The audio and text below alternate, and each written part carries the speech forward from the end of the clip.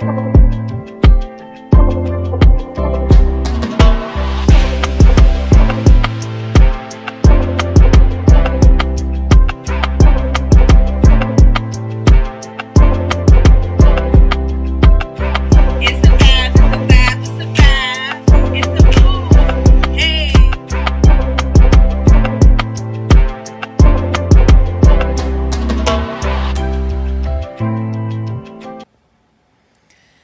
morning.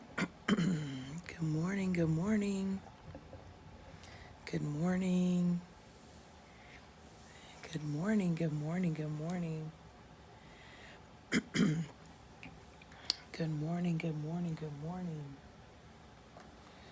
Come on into the space. Share with the folk that we are here and that we are live. Good morning. Good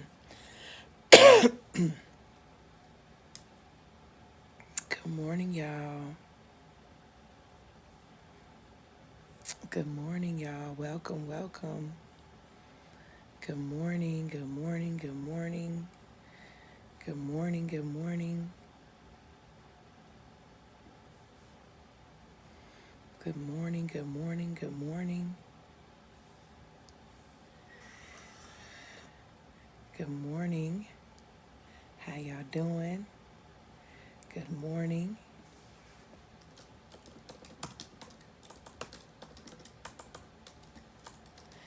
Come on in.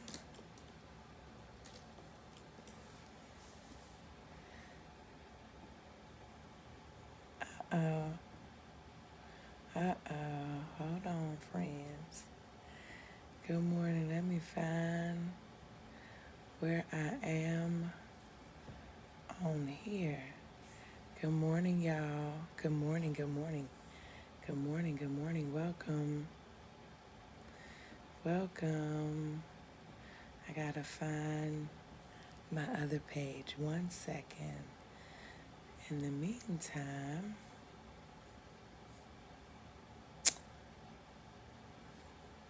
good morning. Am I live? It says I'm live. Good morning, good morning, good morning.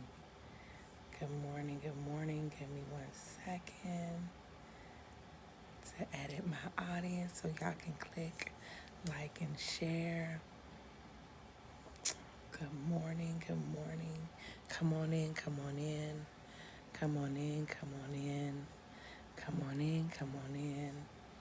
Come on in, come on in, come on in. Oh, my. What a time, what a time. What a time. Do you hear me? Good morning, y'all. Good morning, y'all. Y'all ever have a page open? I have so many pages open. Oh, my God. That the page that I was on, now I can't find. Hold on now. And that would be my Restream page. Ah, there it is. No. All right, I'm here. Good morning. Let's see who's in. Let's see. Hey, Natasha. Hey, Eileen and Mia. Good morning. Hey, Yolanda, Angela, Glency. Good morning. Yes, Tawana, Chris Dorsey. Hey. Hey, Carla and Kanita Brandeis. Good morning. 09CS Cat. Good morning. I think that's Devon. Good morning, Elisa. Good morning, Roslyn. Have you clicked like and shared?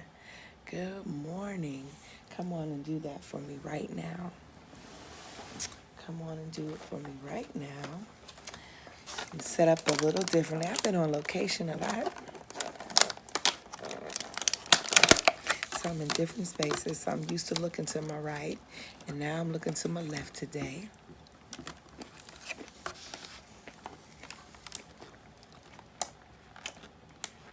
Good morning.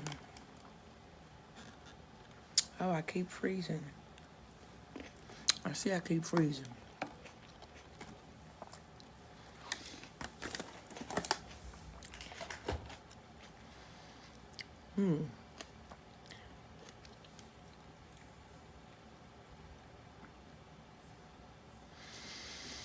Hey, Reggie. I see that I keep freezing on my end. It's time to upgrade. It's time to upgrade. Mel Chris. Okay, I rarely have a voice, so listen, y'all. My mind, my mind was like, we gonna stay asleep, we gonna sleep in, and my body just woke on up. And so I figured since I'm up, that we would continue on with our conversations. Listen, the One Love Festival was everything that Derek and I dreamed. It was a very special gathering. I would encourage you not to miss the next one. And I know that each city will have its own energy. Each city will have its own identity. It will do its own thing. It will do, a different thing in each place. But boy, as the meme says, what a time we had last night. There are so many people to shout out. Those of you who gave but who couldn't be here, but you wanted to provide assistance. Bonjour, Ash Love. Good to see you. Beautiful human being. I'm really glad that you are in France right now and that you have logged in all the way from France. Shout out to meeting the beautiful human being via your text, whom you said follows PRC. Good morning to that person and good morning to you, and wishing you all of the wellness, all of the creativity that your being can hold as you are in this process all the way in France. Thank you. I want to thank you, those of you, just take a few minutes to thank you for those of you who donated. We could not have done this without you. We needed every last penny, and boy, do we thank you. We are able to say that every vendor has been paid, ashe. We are able to say that every artist has been paid, ashe, and it is because of you. Every venue has been paid, and I thank you. It was something that I could not see weeks ago, how that was going to happen. And so I just want to thank you very much. You can continue to donate as we continue to go to our next cities in Houston, September 9th and 10th, and Miami, December 2nd and 3rd. Shout out to Mel Christopher Young, who I know probably wouldn't even want me to say his name on here, but shout out to Mel Chris for being present, for being in place, for driving down to Atlanta, for all of my Atlanta folk who drove down to support, to be present. Shout out to my Virginia folk, to the Reverend Dr. Marquita Carmichael. Shout out to you. For coming down from Richmond, to my cousins from coming down from the DMV, to my brother-in-law and sister-in-law from coming up from ATL, to my mother who came all the way from 305 Dade County. It just really was a time, and at a later date, I will really have to recap for you all. You may have seen snippets of on Facebook, and it was nothing short of spiritual. And I'll say more in the Hush Harbor, but it was nothing short of spiritual. That's all I can say. We had a time last night. Oh, we had a time. Oh, my body. Jesus, we had a time. So let's get to it. Let's keep on the work that we are doing. Shout out to all of you who have joined. Dr. Jamie, Reverend Glency. Good morning, Kitty. Hey, Kitty. Good morning. morning.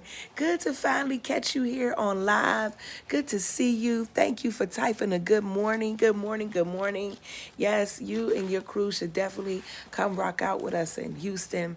Our website is www.onelovefestival.com. And so just give us a second to change out what needs to be changed out for Houston, and we'll be putting up ticket sales soon. We have been reading from Wrestler Menken's My Grandmother's Hands. And we have been, I don't know about you, but that stuff that has been coming up in my body. And so in our bodies and the work of getting free. I have the frog voice this morning. Hey, Rosalind. Hey, Barbara. And the work of getting free. Let me tell y'all something, and Mel Chris is my witness. I shouted last night at that One Love. In the middle of the jam session, I got my pick 'em up, put 'em up, down, my two-step. I had my hands in the air. That dang on everybody, but there was this one moment when that Dr. Chelsey Green, our very own Pink Rope Chronicles member, when that Dr. Chelsey Green got on that violin, y'all, she played that violin so hard that the strings on the bow broke. And when the strings on the bow broke, she started strumming the strings on the violin with her fingers, playing it like it was a guitar. Y'all, that woman got the Holy Ghost. Do you hear me? And when she gets full and when that head starts moving, I shouldn't even single her out, because then I could talk about Masiki Scales. I could talk about Tara Lord. I could talk about Soul Tree. I could talk about Untitled. I could talk about when Kevin Ross preached an entire sermon sitting downstage, preached and had us crying in there about the goodness of God. And what you never gonna tell me, Jesus, what you never gonna tell me is that there's a separation between the sacred and the secular. What I know to be true is that this has been a way to keep us living in these very dangerous dichotomy where we feel like we have to separate ourselves over here. We have to do one thing over here and do one thing to be able to connect with God. God's presence is seamless. God's presence is fluid. Wherever you are, God is. Period. Period. God's presence is all around us. And some of us have spent our days, come on, good morning, Carmen. Some of us, I know I used to be one of them, spending my days trying to separate myself or compartmentalize myself, doing one thing here. Oh, I like this song, or I want to go out, or I want to hear this music. But somebody told you that it wasn't holy. Somebody told you that it was not of God. Somebody told you that all you need to do is keep the beat and change the lyrics and put God in the lyrics, and then somehow it becomes holy. Child, bye. How is that a disregard for the person that wrote the initial lyrics anyway? What are we saying? That God is not speaking in them because they have not outwardly professed Christ? Listen, y'all, let me tell you, the beat, the base of any beat is the drum. And in many African cultures, the drum is the very voice of God. And that's why we cannot help but to move when we hear the beat, it as if it is a call to worship, a call to acknowledgement, a call to be. And that's why our body just begins to move, even if our mind, and this is what Resma's been telling us about this soul nerve, even when our mind is like, what's happening? The body is already moving. So for me, for these past 2 days, my dream of not living in a way that suggests that because I'm over here, because I'm not in the church house, or because I'm not saying, God this, God that I'm not experiencing. Sometimes we need to stop talking because we talk too much. Sometimes we just need to move. Sometimes we just need to experience. And this weekend's experience was a God experience. Let me tell you something. Those panel, I said I was going to talk about this later, but those panel discussions,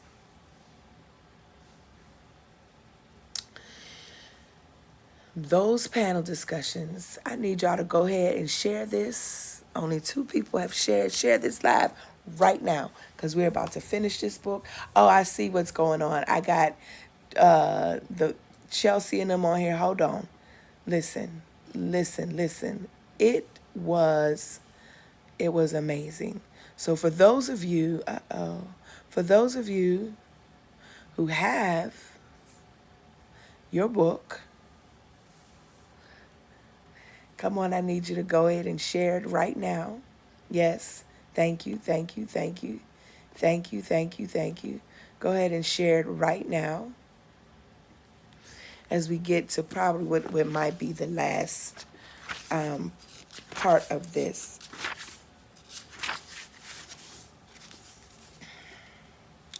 I want to, I'm so full, y'all. I want to go to chapter 15.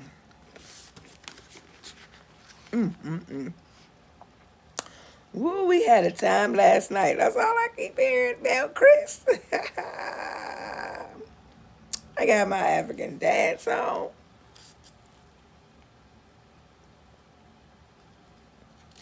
Actually, I'm gonna start on 14 and move around. I'm gonna start on 14 and move around. Listen for a word from the Lord. Good morning, Antonia, from the power and the presence that is inspired by that power and that presence. The epigraph, when you hear me say that, is these citations up top.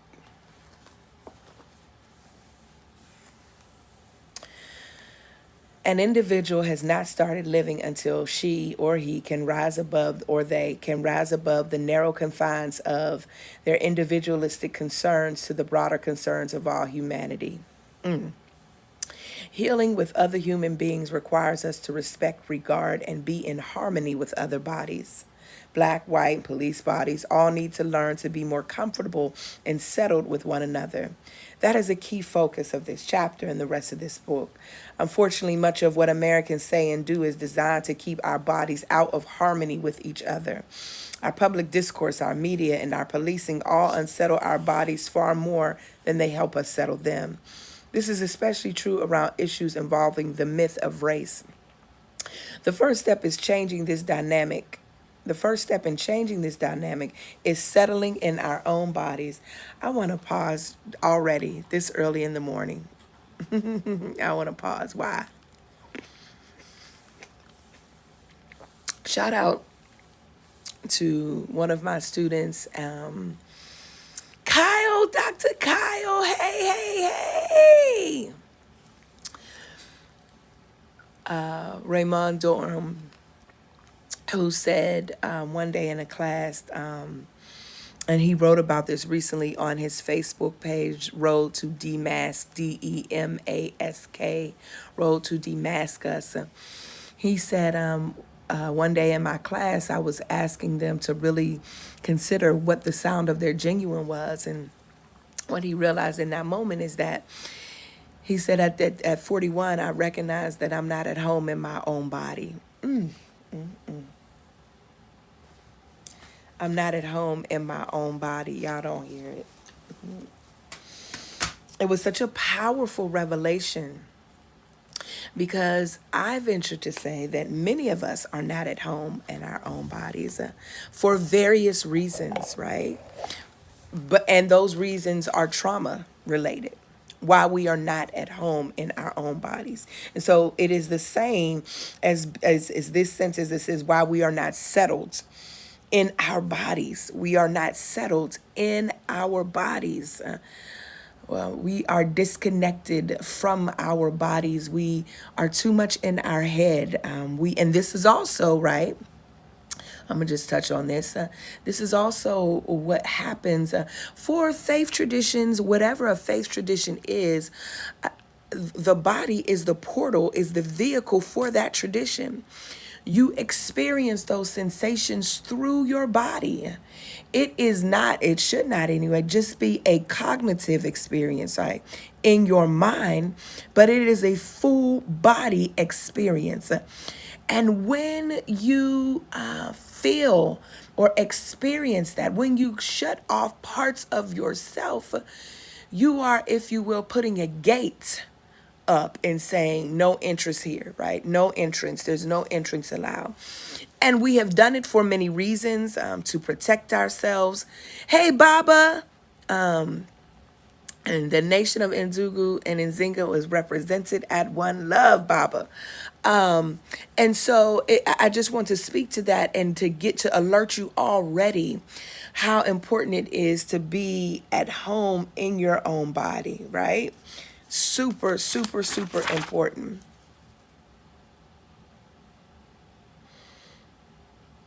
Just a second. Actually, y'all, hold on. Let me go back. I'm sorry. Let me go to where I initially wanted to go. I don't want to start here. I needed to say what I just said, and I needed to only read that one sentence. So let me go to where Spirit was initially taking me, and that's to page 187, chapter 15, Mending the Black Heart and Body. Listen to this quote from R.G. Lord. When I dare to be powerful, to use my strength in the service of my vision, then it becomes less and less important whether I'm afraid. Come on, Spirit. You better bring me back to where you needed us to be. Ashe, I'm going to read this quote again. When I dare to be powerful, to use my strength in the service of my vision, to use my strength in the service of my vision, then it becomes less and less important whether I'm afraid, Audre Lorde. Listen to this by Rosa Parks. I have learned over the years that when one's mind is made up, this diminishes fear. Knowing what must be done does away with fear. Lord Jesus, today, Rosa Parks. When my brothers and I were little, we spent a lot of time at our grandmother's house. She was always happy to have us, but sometimes when we got into serious trouble, she would whip us. She used a switch braided from the branches of a willow tree that grew in her backyard. A portrait of her and my grandpapa, painted many years earlier, hung in her living room. She kept the switch behind the portrait, and my brothers and I were normal boys, so we probably did what adults expected of us about half of the time. The rest of the time, we did whatever we pleased. Sometimes my grandmother would get upset with us. Her most common complaint went like this. What did I just tell you? You don't listen at all. You boys don't realize you eating fat till your faces are covered in grease. Like most young boys, we'd listen politely while she shooed us out. Then we'd be obedient for the next 15 minutes. Then we'd go back to doing whatever we wanted. About once a year, we did something that seriously upset her. And when that happened, she wouldn't even bother chewing us out. She'd say, "That's it," and head toward the portrait in the living room. When she wanted to, that woman could move fast. My brothers and I would freeze in terror because we knew what was coming next. If you've never been whooped with a willow switch, let me tell you this. It is something that you want to avoid. When the switch strikes you, it wraps around your arm or your leg. It doesn't usually break the skin, but it leaves welts that last and sting for a couple of days. On at least 2 occasions, my grandmother was so upset at us that she made us go into the backyard, cut branches off the willow tree, and bring them to her. Then, as we watched in dread, she braided a new switch right before our eyes. My grandmother grew up sharecropping in a Round Lake, Mississippi. Her grandparents spent much of their lives on a plantation. You don't need a degree in psychology to recognize my grandmother's whooping us with a switch as a traumatic retention. Stop. Stop. Because I want y'all to get it.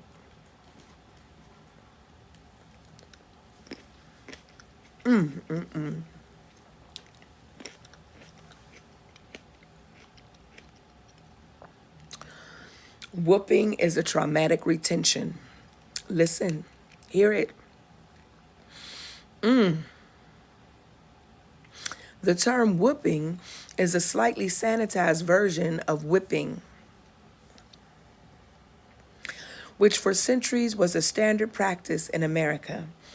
Overseers on plantations routinely whip black bodies both to punish them and to control them. The apparatus used to inflict pain has also been somewhat sanitized from a whip to a switch. But there was another aspect to my grandmother's whoopings. She never got any pleasure out of whooping us. In fact, sometimes when she did it, there were tears in her eyes. Always after she had hit each of us a few times and put the switch away, my brothers and I would sit on her living room floor sobbing. And she would sit down with us and tell us, "What did I tell you, boys? Y'all got to listen. When I tell you something is dangerous, if I tell you to stay away from something, you need to stay away from it because I don't want y'all getting hurt. You understand?" My grandmother never whooped us because she was angry or just because we had been disobedient. If we broke a vase or a window, she'd give us a talking or at worst deny us peach cobbler at supper. She only whooped us when she felt we had put ourselves in danger, either physically or socially, and at the time I didn't realize this. Afterwards, she would always explain why she whooped us and why we needed to be more careful. This gave us context, safety, and security. It helped us process what had happened, and it helped instill more resilience in our bodies. I'm gonna keep reading down to make sure that I'm in agreement. An agreement with this part.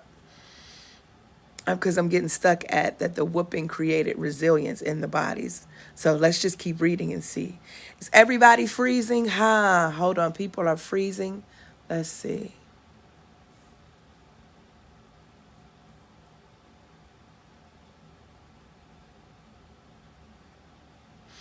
So I'm saying this is not my experience of that I whooped them because I wanted them to know ultimately that they were in danger and I wanted to keep them from danger. That's not why. I want to talk about it and be truthful. That is not why. That is not. So I'm going to put this down for a second. That's not why. And the times that happened, I recognized I did that because they weren't listening. And their not listening was a test to my will. You're in my shadow. Was a test. I'm sorry, what's sitting on my husband's hat. You gotta go this way. You're in my shadow. Was a test to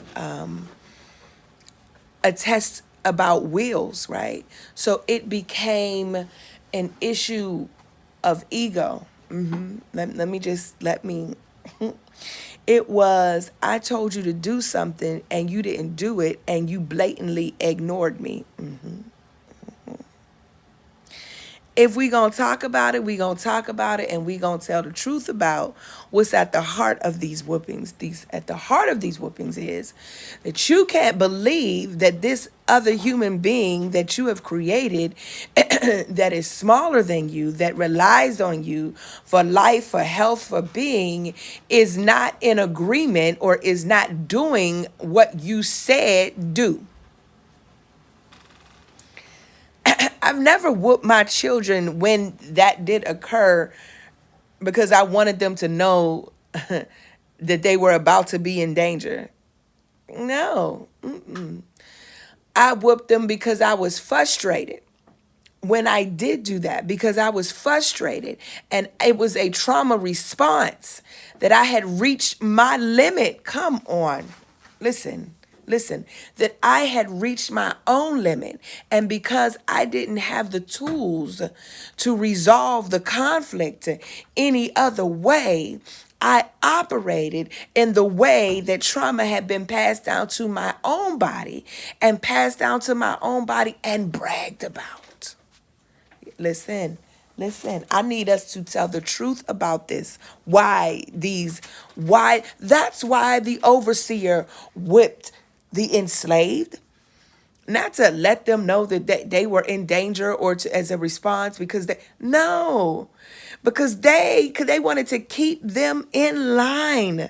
They wanted to keep them in lock and step. I'm told it's not freezing on YouTube, so some of you might want to go to the Pink Robe Chronicles page on YouTube where we're also live right now. They wanted to keep them in lock and step. And that's what we want to do with our children. And when our children do not do exactly what we say, how we say it, the way we believe it should be said or done, then we take that personally. We see it as them not listening. And our response out of trauma is to put our hands on their bodies. Y'all, Carmen, Carmen, Carmen. Yeah, I finally have somebody who was supposed to listen to me, and now you rebelling. Listen, when I have not put my hands on our children. Now, I haven't said I haven't wanted to. Let's be clear. I haven't said that there have been moments, even when I said, do that again, and it's going to be me and you. Knowingly in my mind, I'm like, it really ain't going to be me and you, because now I know better, right? But even in the language, or there have not been times in my mind where I go and talking to my husband and say, let me tell you something. I'm about to, right? These responses, this is how we pass on that trauma from generation to generation to generation. And even when we say that child needs to be beat, like when we look at the other folks' children, and we were like, let me tell you what they need, right? Those are trauma responses, and we're operating out of trauma retentions. My mom calls me a new age parent. She's right in the next room behind me. I wondered if she could hear me. But she calls me a new age parent because the way that Derek and I allow our children to express themselves. Now, it doesn't always feel good. It often triggers me, right? So this is what I mean by raising womanish girls. It often triggers me because it's just a little too spicy in the mouth for me at times. Yet, though, when I see the agency that gets developed for them being able to communicate how they are feeling in the moment. Like a couple weeks ago, we were traveling out of town and one of our daughters had an attitude, and I was frustrated because I thought it was a beautiful evening. We were all together. We were out of town. And I was like, what in the world could you possibly have an attitude for? Like, you pay no bills. You have no real responsibilities in life, right? But to get up to go to school with your responsibilities, but I just couldn't figure it out. On the back end, I recognized that that's a wrong frame because our children do have things that worry them. They do have things that bother them. There are things that keep them up at night. There are relationships that they are trying to negotiate. There are patterns. There are ways that they are trying to come at home and be settled in their bodies. And at that moment, one of our daughters said, I'm tired. And I responded out of my trauma response. I responded, tired? You couldn't possibly be tired, right? What got you tired? And y'all, the way that baby snapped on me when we were in the street, we were crossing the street. This girl stopped in the middle of the street and was like, because I'm tired, you want to ask me why I'm tired? That's why you got an attitude with me, mommy. You asked me what's wrong with me, and I'm telling you that I'm tired, and then you want to challenge whether I'm really tired or not? Is that what we're doing? Y'all, I was so taken aback that I couldn't even talk. My tongue was arrested. I couldn't even respond the way I wanted to respond because my trauma response, right, is also, I'm going to grab you up. I'm going to body slam you in this street. Girl, who are you talking to? It's also not just a trauma response because I was whooped. It's a trauma response because I had to fight. I grew up having to fight. I am a fighter. Like, I'm talking about with these hands. Like, I grew up having to defend myself. I grew up having been jumped a couple times by neighborhood girls. I grew up then that created an aggression in me where then, I'm going to come after you before you can get me. I grew up with that. So my first response is always to throw these hands, right? So you'll hear me say, child, I'm not nonviolent. That's just not, because because there's a certain in my body, and I know I'm speaking to some of you all. There's a certain in my body that it when I've heard too much, it's and then I just start responding. So when I heard this response from one of our daughters, I could feel everything in me ready to tag her, right? And then I just stopped though and shook my head, and I started to walk ahead of the family. I walked ahead of the family so that I can just breathe it out and say, okay, all right, she got a right to be tired. I don't like how she said it, but she got a right to be tired. We had been up since about 1 o'clock in the morning. We had to drive 90 minutes to get to our flight that was at 6 o'clock in the morning. She had gone to school the day before. She had tried out for cheerleading and realized that she had made the varsity cheer squad. Listen, all of this was moving around in her body. She is negotiating a relationship, even at her tender age, where it's not always good. And so in the moments that it took me to calm down, I realized, I asked her, I said, can we reset? I said, we need a reset. Can we reset? And she wasn't ready to reset. I'm still talking about the body. She wasn't ready to reset, y'all. She told me, I need a minute. I can't do that right now. And I said, oh, it stung a little bit, but I was like, oh, okay, all right. And I wanted to be petty. I wanted to be petty and be like, so when you ready to reset, guess who's not going to be ready, right? Maybe 20 minutes passed and she came over and started hugging me. But my body was tense. Hear me now. I need y'all to get these lessons. But my body was tense.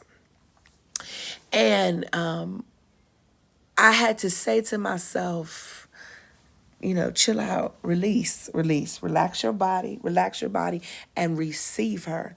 Receive her right now. I'm talking to my ego. This is what you really mad at, is that you believe she tried you. You believe that she was coming against your being, and it shocked your ego, and your ego, for you to keep your body tense, is you operating out of your ego, because you believe that just because this is your child, she should do exactly what you say when you say it. But you are her guide. You are not her overseer. Listen, my God, today, you are her guide. You are not her master. You are not her master.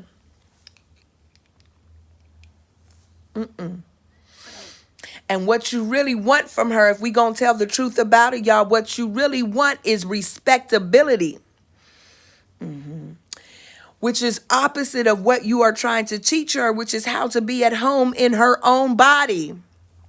Come on, y'all. Come on. Come on. Come on. Come on. So it doesn't make sense.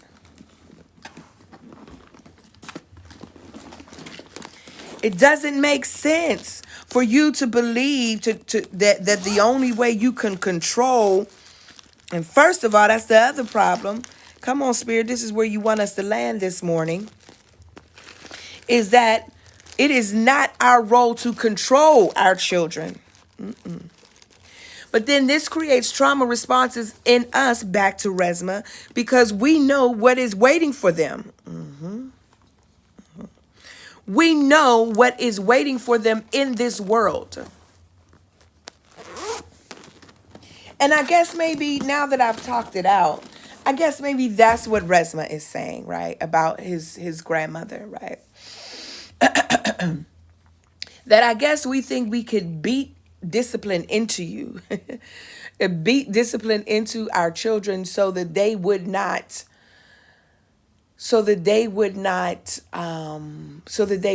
not be tempted to touch the fire, or so that they will get the lesson that we're trying to give them. But the way that we're doing it is problematic, because it is a trauma retention. It is a form of slavery. Come on, y'all. There are other ways. Sharpen your talking skills. Yes, it's going to test our patience. Yes, you're going to have to find you a group of other folks who or other parents or who can understand your frustration. Yes, you're going to have to go in a room and cuss and say a whole bunch of stuff. Yes, not to your children, but to other people, safe people, to your therapist. You might have to write it out. Yes, but the goal here is for us to help to not create more barriers that would prevent them from being at home in their bodies. Most of us are still traumatized, and the reason why we are not at home in our bodies is because those whoopings and those beatings, along with other kind of violations, traumatized us, and we are still frozen at the ages that we were when we received those whippings. How traumatic is it for you to go get the tool that the adult wants to whip you with? Come on, y'all. Spare not the rod is what the Bible say, and I say the Bible is problematic.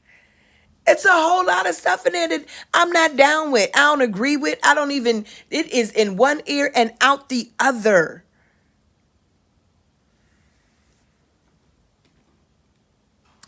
Carmen says, my family fell out with me when I told them they could not spank my kids either. I was okay with them not visiting certain family because they wanted that control. Yes, yes, yes, yes, yes. This is a good place just for us to just park right here, for us to really unpack even the way our children live their lives really is predicated on how we have guided them or not. And then we sit around at family gatherings and we laugh about how bad the beating was.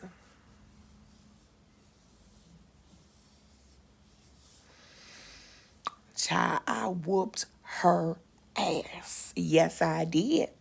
I tore that little Negro up. Sure did. I bet you know what he won't do. Huh. Yes, I did. Took him down. Yeah, I brag about it. Like it's a medal. It's a status symbol in our circles to see how badly we disavowed our children. Add to that, if you grew up in a home where you saw domestic violence, where you experienced domestic violence, and then if we want to tell a further truth, my goodness, if we want to tell a further truth, then for some, that trauma response is because in many ways, your child is the only thing you can control.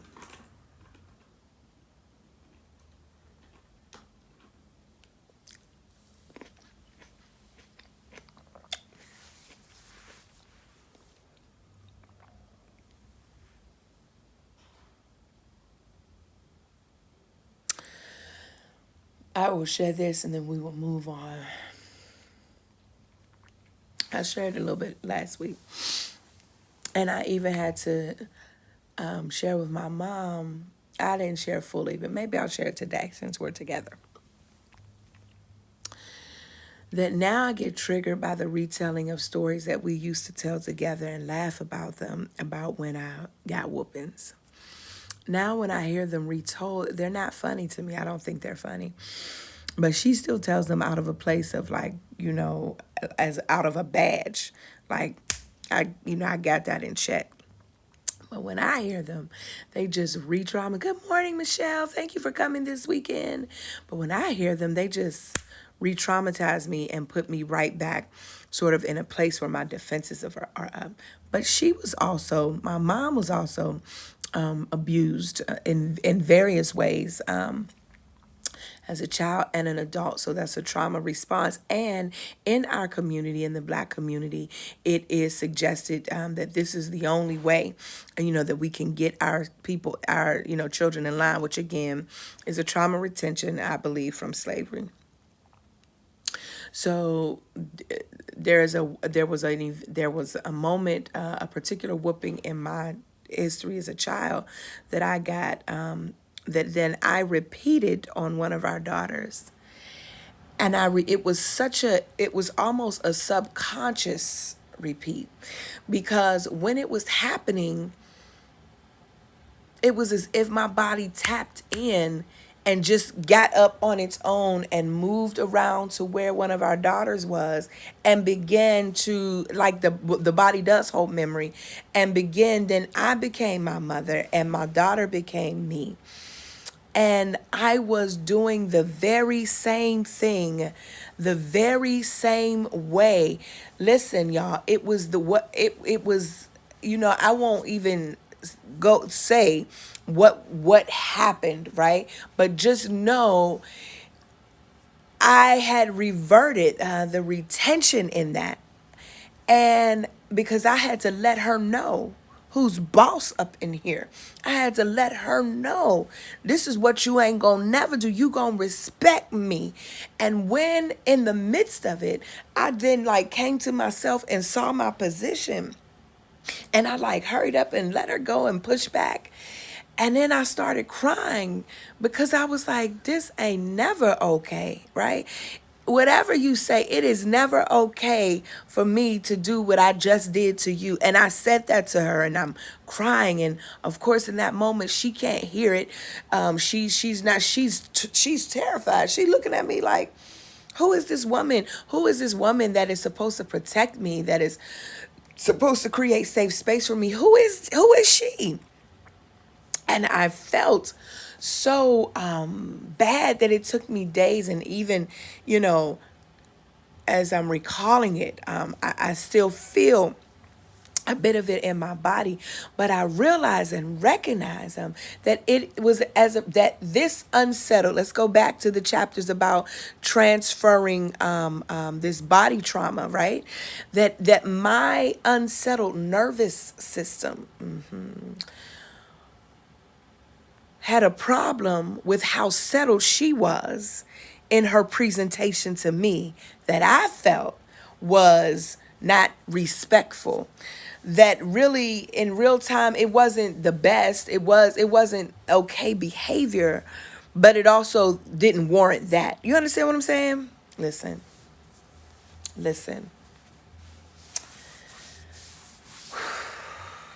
I guess we needed to go there. We needed to go there. Jamie says, I remember grabbing my mother's hand when I was 13, and I said, Mom, you can't just haul off and keep smacking me and deserve respect too. Why not try talking to me? Plus, hitting me has never changed my behavior. I just got better at hiding. Y'all, we stood there for 10 minutes just looking at each other. She never hit me again. Ashe.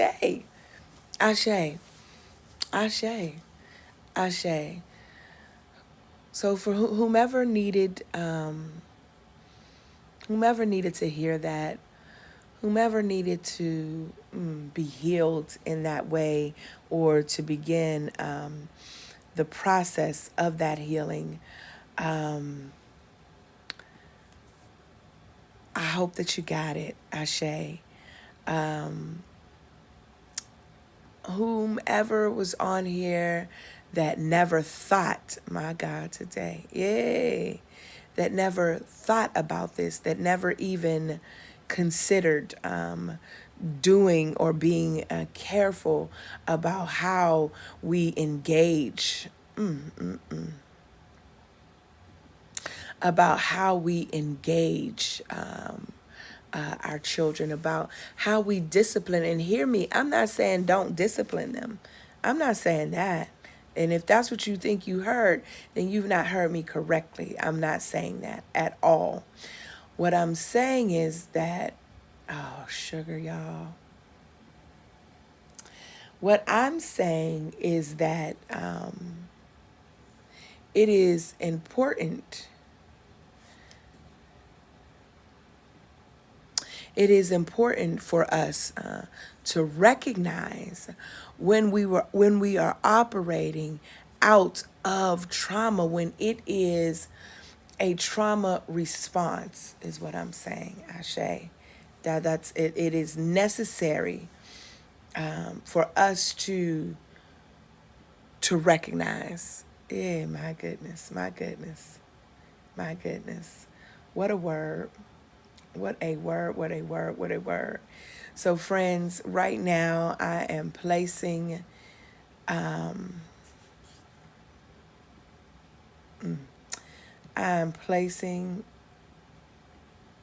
hold on one second. Give me a sec. One second. I'm placing our information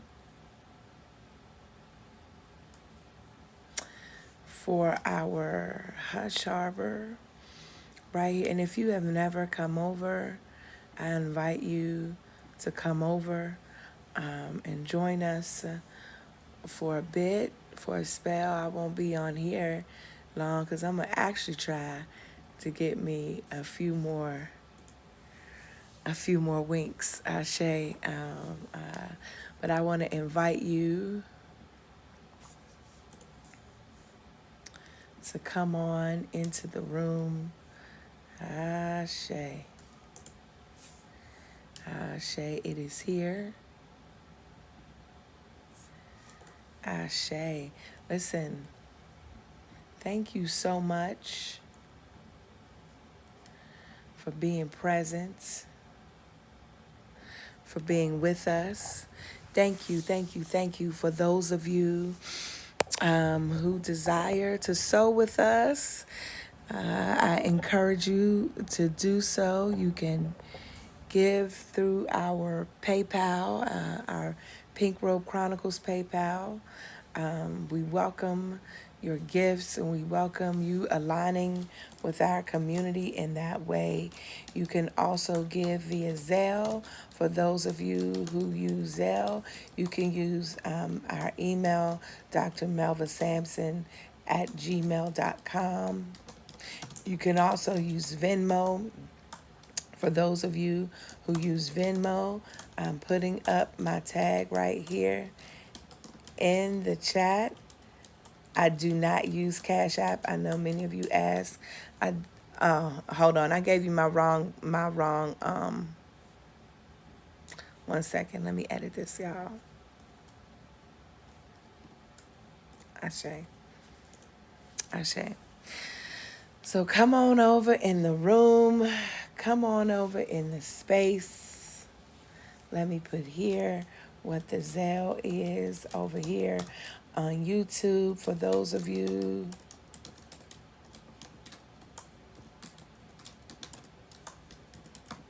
It's time for me to get my nails cut because they keep interfering. Ah! Yeah!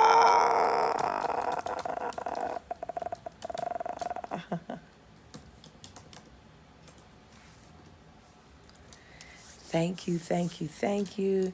And then let me just write this right here.